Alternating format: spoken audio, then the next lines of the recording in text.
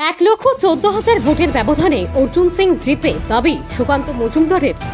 দলীয় প্রার্থী অর্জুন সিংকে সঙ্গে নিয়ে হুটখোলা গাড়িতে চেপে বৃহস্পতিবার বিকালে রোড শো করেন বিজেপির রাজ্য সভাপতি সুকান্ত মজুমদার। এদিন তিনি পলতা বাসস্ট্যান্ড থেকে ব্যারাকপুর চেরিয়া মোড় পর্যন্ত রোড শো করেন।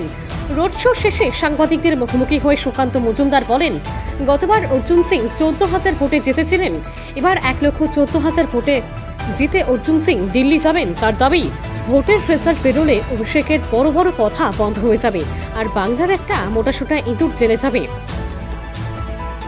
ব্যুরো রিপোর্ট, IHRO বার্তা। দেখুন, আজকের যে মিছিল, এই শোভাযাত্রা প্রমাণ করছে আর একবার ব্যারাকপুর আমরা জিততে চলেছি।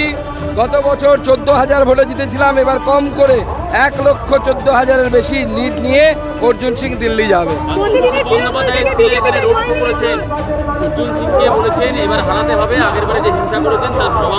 দেখুন, অভিষেক বন্দ্যোপাধ্যায় গোটা কলকাতা থেকে গাড়ি নিয়ে এসেছিল, তাতেও যা ভিড় ছিল, আজকে আমাদের শুধু ব্যারাকপুরের ভিড়, মানুষের সমর্থন আপনারা দেখেছেন।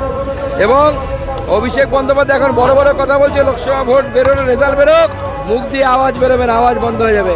শত্রুঘ্ন সিনহা আছে না ওদের প্রার্থী, সে বলবে খামোশ, আর উনি খামোশ হয়ে যাবে।